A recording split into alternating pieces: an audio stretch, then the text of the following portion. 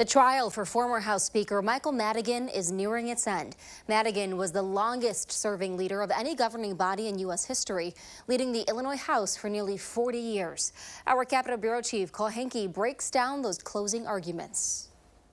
Witness after witness has taken the stand. The jury has heard about numerous deals and agreements former House Speaker Michael Madigan has made, but now it's all coming to a head. This is the culmination of a multiple-year effort by the U.S. Attorney's Office to come to grips with the corruption at the state level that was engineered, in the government's view, by the Speaker of the House.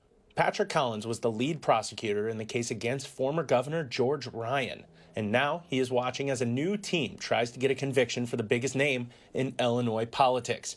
Closing arguments started on Wednesday, and he says the prosecution's approach is notable. I do think the government cobbled together was almost kind of death by a thousand cuts, because it was, this trial took multiple months for the government to put on its case because I was doing it in such a piecemeal fashion.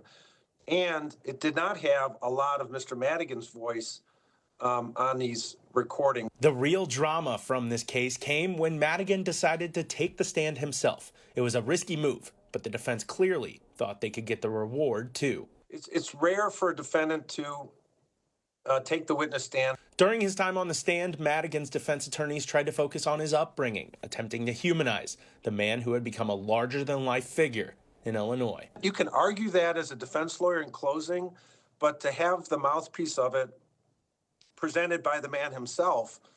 But again, Cole, the million-dollar question that we don't know is the jury buying it? Reporting in Springfield, I'm Cole Henke. The prosecution tried to undermine him and even got to bring in some additional evidence because Madigan took the stand. All of that and more will be laid out to the 12 jurors this week during closing arguments. After that, all that's left is for the jury to deliberate.